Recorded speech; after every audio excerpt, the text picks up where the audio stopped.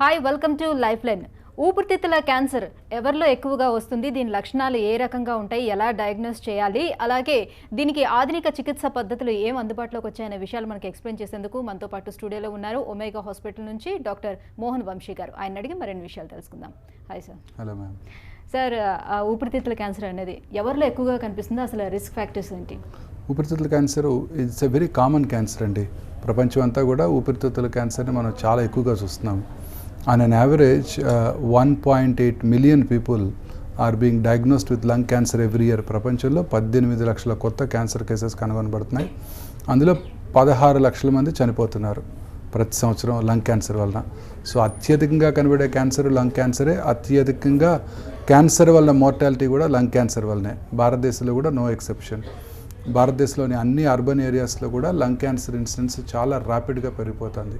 In fact ముంబైలో it is 49 per 100,000 population. అంటే Mumbai population 1 crore కనుక ఉన్నట్టయితే అప్రాక్సిమేట్లీ 5,000 కొత్త క్యాన్సర్ కేసెస్ ప్రతి సంవత్సరం ముంబైలోనే కనుగొనబడతాయని ఒక అంచనా. సో ఈ లంగ్ క్యాన్సర్ ఇలా ర్యాపిడ్గా పెరిగిపోవటానికి కారణం దురలవాట్లు. Smoking is the most important cause అండి. స్మోక్ చేసే వాళ్ళలోనే ఈ క్యాన్సర్ ఇన్సిడెన్స్ చాలా ఎక్కువగా చూస్తుంటాం. స్మోక్ చేసిన 6 సెకండ్స్లో ఆ టొబాకోలో ఉండే 400 క్యాన్సర్ కారకాలు అంటే కార్సినోజన్స్ బ్లడ్లోకి వచ్చి శరీరంలో అన్ని భాగాల్లోనూ క్యాన్సర్ కలిగిస్తుంది అండ్ లంగ్లో ఎక్కువగా కలిగిస్తుంది.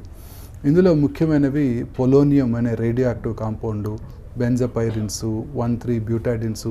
ఈ 3 కూడా అత్యంత టాక్సిక్ సబ్స్టెన్సెస్. ఇవన్నీ కూడా ఖచ్చితంగా క్యాన్సర్ కలుగజేస్తాయి. ఇలా స్మోక్ చేసే వాళ్ళలోనే కాకుండా వారి పక్కన ఉండే వారి family members. Government of India public ప్లేసెస్లో స్మోకింగ్ బ్యాన్ చేసేసింది. సో వాళ్ళు తాగాలి అంటే ఇంట్లోనే తాగాలి, లేదా వాళ్ళ ఆఫీస్లో తాగాలి. ముఖ్యంగా ఇంట్లో కనుక తాగినట్టయితే వాళ్ళ ఇంట్లో ఉండే పిల్లలకి ఈ స్మోకింగ్ వలన వచ్చే ఇల్ ఎఫెక్ట్స్ చాలా ఎక్కువగా ఉంటాయి. పిల్లల యొక్క టెండర్ లంగ్స్, ఈ స్మోకింగ్ ప్యాసివ్ స్మోకర్స్ అంటాం వాళ్ళని. అంటే ఈ lighted end of the cigarette నుంచి వచ్చే స్మోక్, సెకండ్ హ్యాండ్ స్మోకు, అలాగే వారు ఎక్సేల్ చేసే వచ్చే స్మోకు, ఇవన్నీ కూడా వారి పిల్లల్లోనూ వారి వైఫ్కి వారి స్పౌస్ కూడా ఈ లంగ్ క్యాన్సర్ రావడానికి దోహదం చేస్తాయి.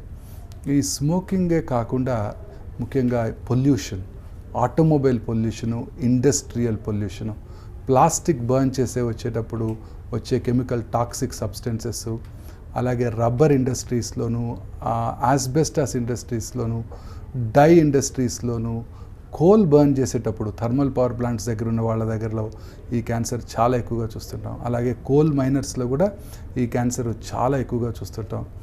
బార్బర్స్ రెగ్యులర్గా డై చేస్తుంటారు రోజుకు 10 మందికి, వాళ్ళలో కూడా ఈ లంగ్ క్యాన్సర్ వచ్చే అవకాశాలు చాలా ఎక్కువగా ఉంటాయి. అలాగే నికెల్ బ్యాటరీ ఆ ఇండస్ట్రీస్లో పనిచేసే వాళ్ళలో కూడా ఈ లంగ్ క్యాన్సర్ ఇన్సిడెన్స్ చాలా ఎక్కువగా కనబడుతూ ఉంటుంది. ఇదే కాకుండా ఆటోమొబైల్ పొల్యూషన్, ఈ వెహికులర్ పొల్యూషన్. పంజగుట్ట క్రాస్ రోడ్స్లో ఒక 5 నిమిషాలు కనుక నుంచొని ఉన్నట్టయితే 50 సిగరెట్స్ తాగితే ఎంత ఇల్ ఎఫెక్ట్స్ వస్తాయో 5 నిమిషాల్లో అన్ని ఇల్ ఎఫెక్ట్స్ వచ్చేస్తాయి. ఈ ఆటోమొబైల్ పొల్యూషను, ఇండస్ట్రియల్ పొల్యూషన్ వల్ల ఈ లంగ్ క్యాన్సర్ ఇన్సిడెన్స్ ర్యాపిడ్గా పెరిగిపోతుంది. ఇదే కాకుండా కొంత రకమైన జెనెటిక్ కాజెస్, అంటే ఎప్పుడు స్మోక్ చేయని 12 ఏళ్ళ ఆడపిల్ల కూడా ఈ లంగ్ క్యాన్సర్ రావచ్చు. సో ఇలా లంగ్ క్యాన్సర్ అనేక రకాలైన కారణాల వల్ల భారతదేశంలోనూ ప్రపంచం అంతా కూడా ఒకటే ట్రెండ్ నోట్ చేస్తున్నాం: increased incidence of lung cancer and increased mortality. Lung cancer వల్ల మరణించే వారి సంఖ్య ర్యాపిడ్గా పెరిగిపోతుంది ప్రపంచం అంతా, and India is no exception. Even ప్రపంచం అంతా మనం చూసుకున్నట్టయితే స్త్రీలలో కూడా second commonest cause cancer related death breast తర్వాత లంగ్ క్యాన్సర్ వల్లనే ఎక్కువ మంది ప్రాణాలు కోల్పోతున్నారు ప్రపంచంలో అంతా చూసుకున్నట్టయితే. అఫ్కోర్స్ భారతదేశంలో గర్భసంచి ముఖద్వార క్యాన్సరు, బ్రెస్ట్ క్యాన్సరు, ఆ తర్వాత లంగ్ క్యాన్సర్ ఇన్సిడెన్స్ చూస్తున్నాం స్త్రీలలో కూడా. రైట్ సార్, మరి దీన్ని ఎలా డయాగ్నోస్ చేయాలి, స్టేజెస్ ఎలా ఉంటుంది? బేసికలీ క్యాన్సర్ మీద అవగాహన పెంచుకోవటం, క్యాన్సర్ లక్షణాల మీద అవగాహన పెంచుకోవటం చాలా ఇంపార్టెంట్. చాలాసార్లు చాలామంది పేషెంట్స్ చాలా లేట్ స్టేజెస్లో ఈ డాక్టర్ దగ్గరికి వస్తుంటారు.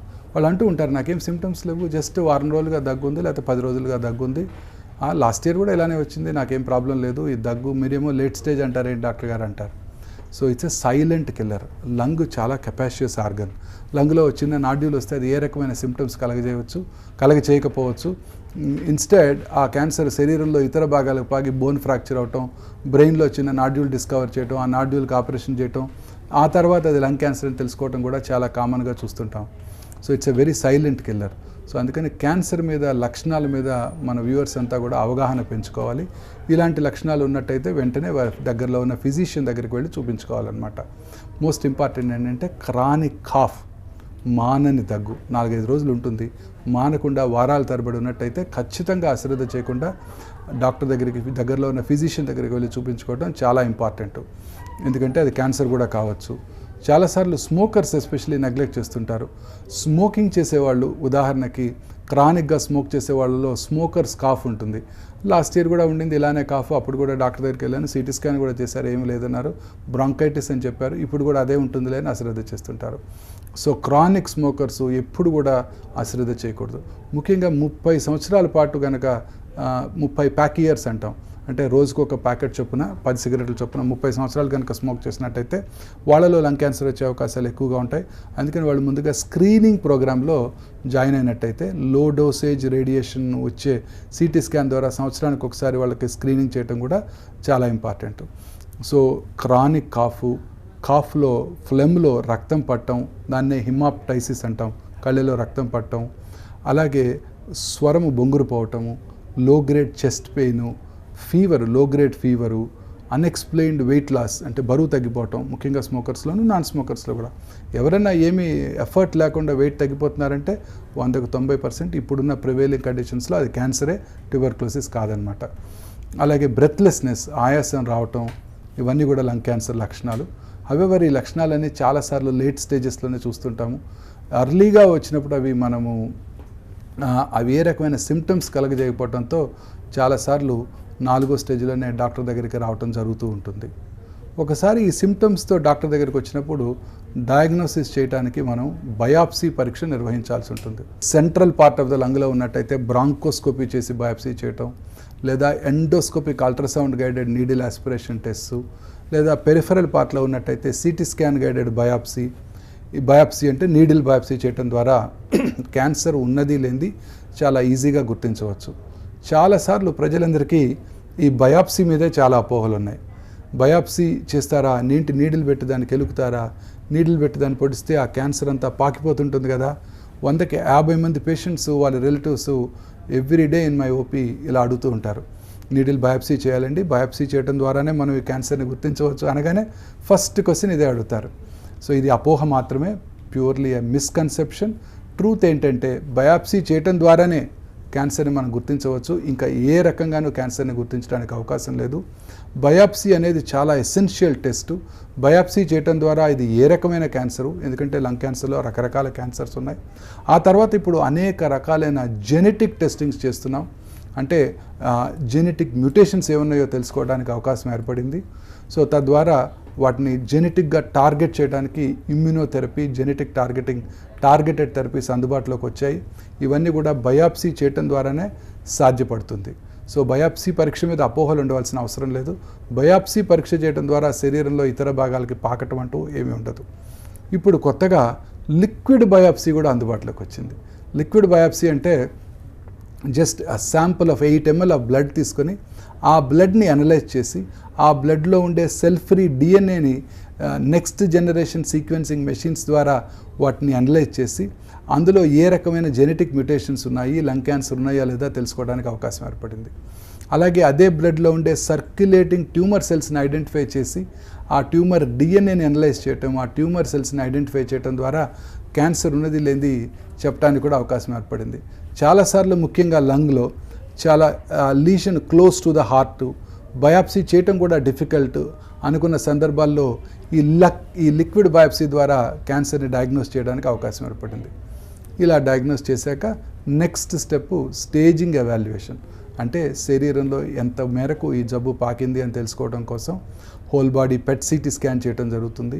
ఈ whole body PET CT scan MRI brain, అంటే బ్రెయిన్కి PET CT scan not very accurate కాబట్టి అవసరమైతే కాంట్రాస్ట్ ఎన్హాన్స్డ్ ఎంఆర్ స్పెక్ట్రోస్కోపీ చేయడం ద్వారా శరీరంలో ఏ భాగాలకి క్యాన్సర్ పాకిందని తెలుసుకోవటం చాలా ఇంపార్టెంట్. ఎందుకంటే ఎంటైర్ ట్రీట్మెంటు ఈ స్టేజింగ్ బట్టే ఆధారపడి ఉంటుంది. రైట్. సో లంగ్ క్యాన్సర్కి చికిత్స విధానం ఏ రకంగా ఉంటుంది? జనరల్లీ ఈ క్యాన్సర్ అన్నిటికీ కూడా అర్లీగా డయాగ్నోస్ చేసినప్పుడు సర్జరీ చేయడం ద్వారా వాటిని పూర్తిగా క్యూర్ చేయడానికి అవకాశం ఉంటుంది.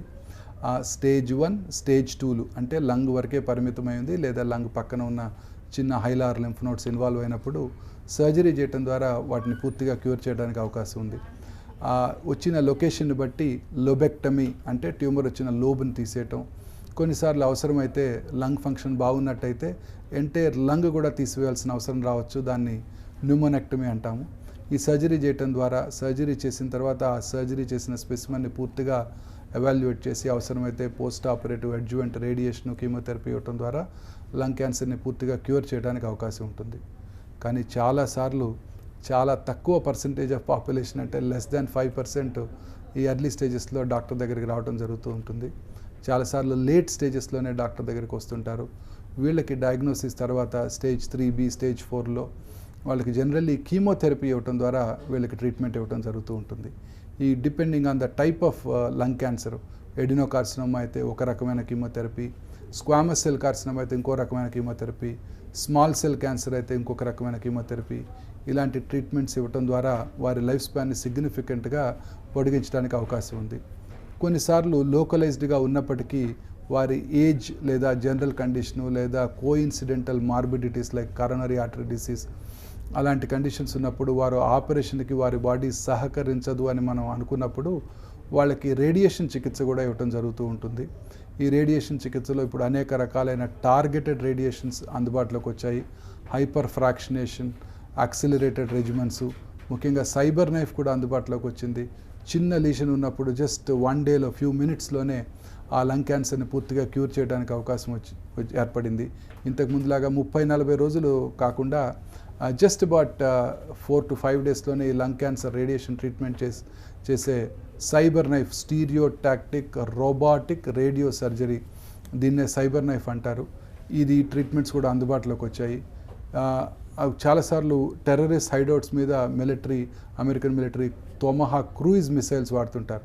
ప్రిసైజ్గా ఆ మిసైల్ వెళ్ళి ఆ లొకేషన్ని హిట్ చేస్తుంది అనమాట. అది కొన్నిసార్లు జేమ్స్ బాండ్ సినిమాలో చూస్తుంటాం, కారు అటు ఇటు తిరుగుతూ ఉంటుంది, ఆ మిసైల్ కూడా దాని వెనకాల అటు ఇటు తిరుగుతుంది.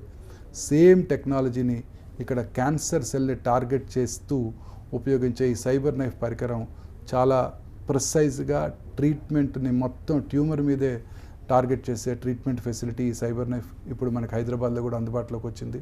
వీటన్నిటి ద్వారా చాలా ప్రిసైజ్గా ట్రీట్మెంట్ చేయడానికి అవకాశం ఏర్పడింది. సో అందుబాటులోకి వచ్చినటువంటి ఈ ఆధునిక చికిత్సా పద్ధతుల ద్వారా ఎలాంటి ప్రయోజనాలు ఉంటాయి? సో ఇప్పటి వరకు మనం డిస్కస్ చేసిందంతా కూడా ఈ ట్రెడిషనల్ క్యాన్సర్ చికిత్స అనమాట. ఇప్పుడు అనేక రకాలైన న్యూవర్ అడ్వాన్సెస్ అందుబాటులోకి వచ్చాయి. అందులో ముఖ్యమైనది జెనెటిక్ మ్యూటేషన్ అనాలిసిస్ అనమాట. ఇందాక మనం బయాప్సీ చేస్తున్నప్పుడు డిస్కస్ చేసాం.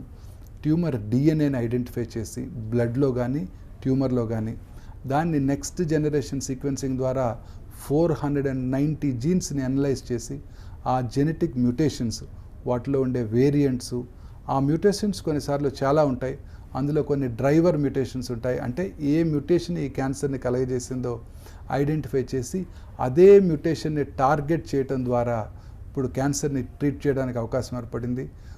4th స్టేజ్ క్యాన్సర్లో కూడా ఈ జెనెటిక్ మ్యూటేషన్స్ని మనం ఐడెంటిఫై చేసినట్టయితే ఆ జెనెటిక్ మ్యూటేషన్ని ట్రీట్ చేసే సింపుల్ డ్రగ్స్, ఈ డ్రగ్స్ టార్గెటెడ్ థెరపీస్, నిబ్స్ అంటారు, NIB నిబ్స్.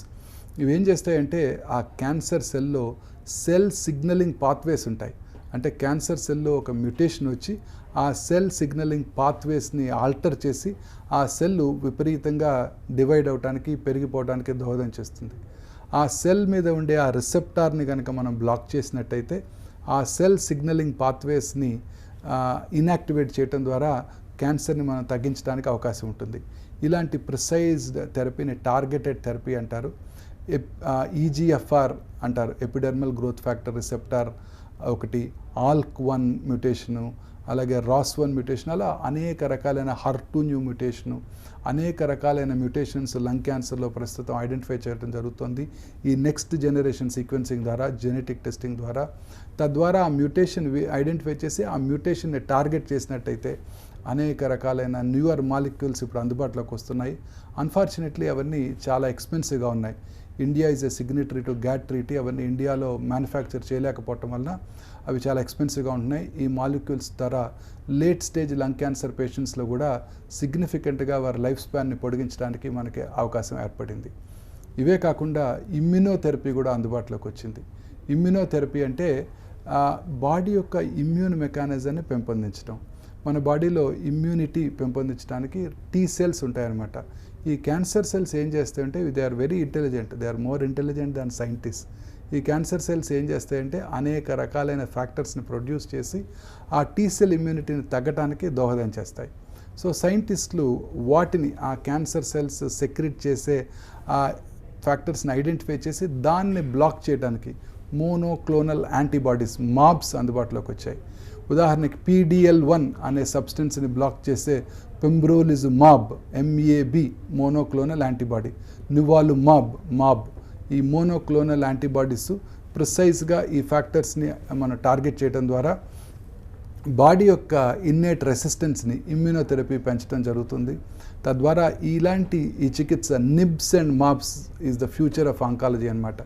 ఈ నిబ్స్ అండ్ మాబ్స్ ద్వారా మనం ఈ క్యాన్సర్ని లేట్ స్టేజ్ క్యాన్సర్ పేషెంట్స్ అందరికీ కూడా చాలా సిగ్నిఫికెంట్గా సైడ్ ఎఫెక్ట్స్ ఏమీ లేకుండా, కీమోథెరపీతో ఉండే మినిమల్ సైడ్ ఎఫెక్ట్స్ కూడా ఏమీ లేకుండా వాటిని క్యూర్ చేయడానికి పొడిగించడానికి అవకాశం ఏర్పడింది. కానీ ఇవన్నీ కూడా సామాన్య మానవుడికి, ఇంకా సామాన్య మానవుడే కాదు, రిచ్ మ్యాన్ కూడా అందుబాటులోకి రాలేదు. ఉదాహరణకి పెంబ్రోలిజుమాబ్ అనే మాబ్ ఈ PDL1 కనుక పాజిటివ్ ఉంటే ఇవ్వడం జరుగుతుంది. పర్ అబౌట్ 3 వీక్స్కి more than 2.6 lakhs treatment life long ఉన్నంతకాలం తీసుకుంటూనే ఉండాలి. సో ఇవన్నీ కూడా ఎక్స్పెన్సివ్ ట్రీట్మెంట్ ఆప్షన్స్. ఇవన్నీ కూడా ఇండియాలో ఇప్పుడు అందుబాటులోకి వచ్చాయి. ఇలాంటి ఈ టార్గెటెడ్ థెరపీసు, ఇమ్యూనోథెరపీ ద్వారా లేట్ స్టేజ్ లంగ్ క్యాన్సర్ పేషెంట్స్ని కూడా మనం సిగ్నిఫికెంట్గా వారి లైఫ్ స్పాన్ని పొడిగించడానికి అవకాశం ఏర్పడింది. సార్, ఇప్పుడు మీరు చెప్పినటువంటి ఇమ్యునోథెరపీ అలాగే టార్గెటెడ్ థెరపీ అనే ఎవరికి సూటబుల్, అది ఎలా ఐడెంటిఫై చేస్తారు వాళ్ళు? ఇవన్నీ కూడా as of now advanced lung cancer పేషెంట్స్కి ఇవన్నీ కూడా చాలా యూస్ఫుల్గా ఉంటాయండి. మీరు అన్నట్టు ఈ టార్గెటెడ్ థెరపీస్ అనేక రకాలైన కొన్ని వందల మాలిక్యూల్స్, క్రిజాటినిబ్, సెరిటినిబ్, జెఫాటినిబ్, అఫాటినిబ్, సెరులోమిబ్, అనేక రకాలైన ఎర్లోటినిబ్, ఆసిమెర్టినిబ్, అనేక రకాలైన న్యూయర్ మాలిక్యూల్స్ ఇప్పుడు సింపుల్ ట్యాబ్లెట్స్ ఇవన్నీ అందుబాటులోకి వచ్చాయి. ఇవి ఎవరికి ఏ రకమైన గ్రూప్ ఆఫ్ పేషెంట్స్కి ఇవి సూటబుల్గా ఉన్నాయని ఐడెంటిఫై చేయడానికి ప్రతి పేషెంట్కి కూడా మనం జెనెటిక్ టెస్టింగ్ చేయించుకోవాలి. అంటే జెనోమిక్ వేరియంట్స్, జెనెటిక్ మ్యూటేషన్స్ని ఐడెంటిఫై చేయాలి. అందుకు ఫ్రెష్ ట్యూమర్ స్పెసిమెన్ కానీ లేదా లిక్విడ్ బయాప్సీ అంటే బ్లడ్ తీయటం ద్వారా ఆ బ్లడ్లో ఉండే సెల్ ఫ్రీ డిఎన్ఏని అనలైజ్ చేసి ఆ సెల్ ఫ్రీ డిఎన్ఏని మనము టెస్టింగ్ పంపించి నెక్స్ట్ జనరేషన్ సీక్వెన్సింగ్ టెస్టులు చేసి ఆ 490 మ్యూటేషన్స్ 100x ఐడెంటిఫై చేసి ఆ ఏ రకమైన జెనెటిక్ మ్యూటేషన్ ఉందో తెలుసుకొని అదే ట్రీట్మెంట్ ఇవ్వాలి. ఉదాహరణకి EGFR1 మ్యూటేషన్ కనుక ఉన్నట్టయితే జెఫ్టినిబ్, ఎఫాటినిబ్, అర్లోటినిబ్, ఇంకా ఆసిమెర్టినిబ్ అనేక రకాలైన మాలిక్యూల్స్ వచ్చాయి. అలాగే ALK1 పాజిటివ్ ఉన్నట్టయితే క్రిజాటినిబ్, సెరిటినిబ్, ROS1 పాజిటివ్ ఉన్నట్టయితే క్రిజాటినిబ్. తర్వాత కొన్ని రకాల ఇమ్యునోహిస్టోకెమికల్ టెస్టులు చేయటం ద్వారా CTLV1 అని ఒక టెస్టింగు లేదా PDL1 టెస్టింగ్ చేయటం ద్వారా IHC టెస్ట్లు అంటారు. ఇమ్యునోథెరపీకి వీళ్ళు సూటబుల్లా కాదా అంటే ఉదాహరణకి PDL1 పాజిటివ్ ఉన్నట్టయితే వీళ్ళకి పెంబ్రోలిజుమాబ్ యూస్ఫుల్గా ఉంటుంది. కొన్ని రకాల గ్రూప్స్కి నివోలిమాబ్, అలా రకరకాల మాబ్స్ అందుబాటులోకి వచ్చాయి. ఇవన్నీ వారికి ఇవ్వటం జరుగుతుంది. ఈ జెనెటిక్ టెస్టింగ్ ఇంపార్టెంట్. ఇది ఇప్పుడు అన్ని చోట్ల అందుబాటులోకి వచ్చింది. లిక్విడ్ బయాప్సీ నుంచి కానీ ఫ్రెష్ ట్యూమర్ స్పెసిమెన్ నుంచి కానీ ఈ జెనెటిక్ టెస్టింగ్ చేయించుకోవడం ద్వారా చాలా ఈజీగా మనం ఈ రకాల మాబ్స్, నిబ్స్ వీరికి యూస్ఫుల్గా ఉంటాయో లేదో తెలుస్తుంది. కొన్నిసార్లు ఈ మ్యూటేషన్స్ లేనట్టయితే మాబ్స్, నిబ్స్కి వీరు సూటబుల్ కాకపోయినట్టయితే కీమోథెరపీ ఎలాగో ఉంది. ఈ కీమోథెరపీ ఇవ్వటం ద్వారా కూడా వారి లైఫ్ స్పాన్ని పొడిగించడానికి అవకాశం ఉంది. కీమోథెరపీ కూడా ఇప్పుడు అనేక రకాలైన న్యూవర్ టెస్టులు అందుబాటులోకి వచ్చాయి. ఇప్పుడు మనం ఎలాగా యూరిన్ ఇన్ఫెక్షన్ వస్తే యూరిన్ని తీసుకుని యాంటీబయాటిక్ సెన్సిటివిటీ టెస్టులు చేస్తున్నామో అలాగా ఈ క్యాన్సర్ సెల్స్ని CTCs, సర్క్యులేటింగ్ ట్యూమర్ సెల్స్ని ఐడెంటిఫై చేసి ఆ సెల్స్ని మనం టెస్ట్ పంపించడం ద్వారా ఆ CTCsని ఎన్నున్నాయి చూసుకోవటం, ఆ తర్వాత వాటిని మన ల్యాబ్లో వాటిని కల్చర్లో ఇన్విట్రో గ్రో చేసి అది ఏ రకమైన యాంటీ క్యాన్సర్ డ్రగ్కి లొంగుతుందో తెలుసుకునే ఫెసిలిటీస్ కూడా అందుబాటులోకి వచ్చాయి. ఆ తర్వాత ఆ కీమోథెరపెటిక్ రెజిమెన్ ఇచ్చాక ఇంతకుముందు ఏం చేసేవాళ్ళం 3-4 కోర్సులు కీమోథెరపీ ఇచ్చాక తగ్గిందో లేదో తెలుసుకోవడానికి మళ్ళీ పెట్ స్కానో సిటీ స్కానో చేసేవాళ్ళం. ఇప్పుడు అలా కాకుండా ఒక కోర్స్ కీమోథెరపీ ఇచ్చిన తర్వాతనే మళ్ళీ వారి బ్లడ్ని డ్రా చేసి నెంబర్ ఆఫ్ సిటీసీస్ తగ్గిపోయాయో లేదో చూసుకొని ఆ ట్రీట్మెంట్కి లొంగుతుందో లేదో తెలుసుకునే ఫెసిలిటీస్ కూడా ఇప్పుడు అందుబాటులోకి వచ్చాయి. వీటన్నిటి ద్వారా మనము క్యాన్సర్ ట్రీట్మెంటు ఎంతవరకు ఎఫెక్టివ్గా పనిచేస్తుందో వాటిని గ్రాస్ప్ చేయడానికి అవకాశం ఏర్పడింది. ఏ రకమైన స్పెసిఫిక్ టార్గెటెడ్ థెరపీ, ఇమ్యూనోథెరపీ వీడికి సూటబుల్గా ఉంటుందో తెలుసుకోవడానికి అవకాశం ఏర్పడింది. సో లంగ్ క్యాన్సర్కి ఫాలోఅప్ ఎలా ఉంటుంది? క్యాన్సర్ పేషెంట్స్ అందరికీ కూడా ఫర్ దట్ మ్యాటర్ లంగ్ క్యాన్సరే కాకుండా ట్రీట్మెంట్ ఎంత ఇంపార్టెంటో ఫాలోఅప్ అంతే ఇంపార్టెంట్. క్యాన్సర్ పేషెంట్లు ఎవరైనా కూడా ఈవెన్ ఎర్లీ స్టేజ్ క్యాన్సర్లో కూడా జబ్బు తిరిగి వచ్చే అవకాశాలు ఉంటాయి. సో పేషెంట్ యొక్క జబ్బు తీవ్రత అంటే స్టేజ్ని బట్టి, గ్రేడ్ ఆఫ్ ద ట్యూమర్ని బట్టి, పేషెంట్ ఎలా రెస్పాండ్ అయ్యారు ట్రీట్మెంట్కి అన్నదాన్ని బట్టి ట్రీటింగ్ ఆంకాలజిస్ట్ వారికి ఒక ఫాలోఅప్ స్కెడ్యూల్ డిజైన్ చేస్తారు. మీరంతా ఈ పేషెంట్ పర్టికులర్ పేషెంటు మీరు 3 నెలలకు ఒకసారి, 1 సంవత్సర కాలం పాటు, 6 నెలలకు ఒకసారి, 4 ఏళ్ల పాటు అట్లా ఫాలోఅప్కి పిలవడం జరుగుతుంది. ఈ ఫాలోఅప్ మనకి ఏ సిమ్టమ్స్ లేనప్పటికీ కూడా మనం వెళ్ళి డాక్టర్ దగ్గరికి వెళ్ళి, క్లినిషియన్ దగ్గరికి వెళ్ళి పరీక్ష చేయించుకోవడం చాలా ఇంపార్టెంట్. నాకే సిమ్టమ్స్ లేవు కదా, ఊరికే ఎందుకు డాక్టర్ దగ్గరికి వెళ్ళటం, ఊరికే స్కాన్లు చేస్తుంటారు, అన్నెసరీ ఎక్స్పెండిచర్ అని చాలామంది అశ్రద్ధ చేస్తుంటారు. ఫాలోఅప్ ఈజ్ చాలా ఇంపార్టెంట్. ఏమైనా సిమ్టమ్స్ వచ్చాక వెళ్దాం అనుకుంటూ ఉంటారు. సిమ్టమ్స్ వచ్చాక వెళ్తే అది మళ్ళీ లేట్ స్టేజ్ అయిపోతుంది. సో క్యాన్సర్ పేషెంట్స్ అందరూ కూడా ట్రీట్మెంట్ ఎంత ఇంపార్టెంటో డాక్టర్ పిలిచినప్పుడు వెళ్ళి పరీక్షలు చేయించుకోవడం చాలా ఇంపార్టెంట్. ఈ క్యాన్సర్లు ఏమి చేతికి తగలవు, కంటికి కనపడవు, సిమ్టమ్స్ వచ్చేసరికి లేట్ అయిపోతుంది. సో అవి చాలా రెగ్యులర్గా టెస్ట్ చేయించుకోవటం అన్ని క్యాన్సర్స్లో. ఉదాహరణకి బ్రెస్ట్ క్యాన్సర్ ఉందంటే తిరిగి వచ్చిందా లేదా, ఆపోజిట్ బ్రెస్ట్లో వచ్చే అవకాశాలు ఎక్కువగా ఉంటాయి. సో అది కూడా మ్యామోగ్రామ్ చేయించుకోవటం. అలా ఈ ఫాలోఅప్ అనేది క్యాన్సర్ పేషెంట్స్ అందరికీ చాలా ఇంపార్టెంట్ అండి. సో ఇది వంశపారంపర్యంగా వచ్చే అవకాశం ఉందా? లంగ్ క్యాన్సర్ అనేది వంశపారంపరమైన జబ్బు కాదు. ప్యూర్లీ మనము cause and effect very rarely జెనెటిక్గా మోటివేట్ అవుతూ ఉంటుంది. బట్ జనరల్లీ ఎపిడెమిలాజికల్లీ ఈ క్లినికల్గా మనం చెప్పినట్టు పొల్యూషను, స్మోకింగ్ వీటి వల్ల ఎక్కువగా చూస్తుంటాం. కొన్ని రకాల క్యాన్సర్స్ ఉదాహరణకి breast cancer, thyroid cancer, pancreatic cancer, colon cancer, ovarian cancer ఇవి ఫ్యామిలీ హిస్టరీ కనుక ఉన్నట్టయితే, దగ్గర రిలేటివ్స్లో కనుక ఉన్నట్టయితే వారి ఫ్యామిలీ మెంబర్స్కి ఈ క్యాన్సర్ వచ్చే అవకాశాలు సాధారణ ప్రజానీకం కన్నా కొంచెం ఎక్కువగా ఉంటాయో తప్ప వంశపారంపర్యమైన జబ్బు కాదనమాట. సో లంగ్ క్యాన్సర్ రాకుండా ఎలాంటి జాగ్రత్తలు తీసుకోవాలి? క్యాన్సర్ రాకుండా జాగ్రత్తలు అంటే మోస్ట్ ఇంపార్టెంట్ దురలవాట్లకు దూరంగా ఉండటం. పొల్యూషన్కి దూరంగా ఉండటం అనేది మన చేతిలో లేదు. అది గవర్నమెంటల్ మెషర్స్ ద్వారానే ఈ పొల్యూషన్ దూరంగా ఉండాల్సి ఉంటుంది. ముఖ్యంగా ఈ సిగరెట్ స్మోకింగ్కి, ఆల్కహాల్కి దూరంగా ఉంటూ, ఈ యాంటీ ఆక్సిడెంట్స్ ఎక్కువగా ఉండే ఫ్రూట్స్, వెజిటబుల్స్ ఎక్కువగా తీసుకుంటూ, ఈ processed foods, క్యాండ్ foods, microwave popcorns, ఈ ప్రాసెస్డ్ మీట్స్ ముఖ్యంగా ఈ పిజ్జాస్, బర్గర్స్, సాచురేటెడ్ ఫ్యాట్స్ ఎక్కువగా ఉంటాయి. వీటిని అతి తక్కువగా తీసుకుంటూ లేదా పూర్తిగా అవాయిడ్ చేస్తూ, ఫైబర్ ఎక్కువగా తీసుకుంటూ, అంటే వెజిటబుల్స్లో ఎక్కువ ఉంటుంది ఫైబరు, రెగ్యులర్గా ఎక్సర్సైజ్ చేయటం. ఎందుకంటే ఒబీస్ ఇండివిజువల్స్లో క్యాన్సర్ వచ్చే అవకాశాలు ఎక్కువగా ఉంటాయి. సో రెగ్యులర్గా ఎక్సర్సైజ్ చేస్తూ, లీన్ బాడీ మాస్ మెయింటైన్ చేస్తూ, దురలవాట్లకు దూరంగా ఉన్నట్టయితే క్యాన్సర్ నుంచి కూడా దూరంగా ఉండడానికి అవకాశం ఉంటుంది. Right, thank you so much sir. ఊపిరితిత్తుల క్యాన్సర్కు ఎలాంటి ఆధునిక చికిత్సా పద్ధతులు అందుబాటులోకి వచ్చాయనే విషయాలను ఎక్స్ప్లెయిన్ చేసినందుకు. ఇది వాళ్ళ లైఫ్ లైన్ చూస్తూనే ఉండండి TV9.